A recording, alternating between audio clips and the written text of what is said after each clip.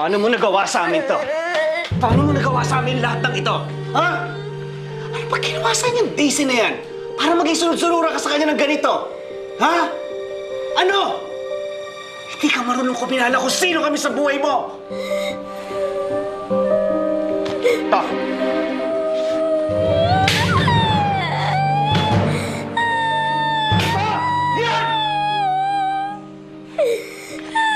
Lisa, hindi na to katwiran ng isang batang nagsiselos. Hindi na to katwiran ng isang batang niloko o nagkaroon ng kahati sa pagmamahal namin ng rason mo. You're evil. Masakit to para sabihin ng isang ina sa kanyang anak.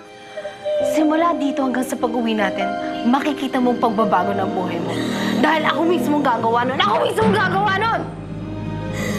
Chris, bumalik ka na doon kay Hiner. At ako nang bahala sa batang to. At walang aawat sa akin sa gagawin ko sa'yo. Halika na!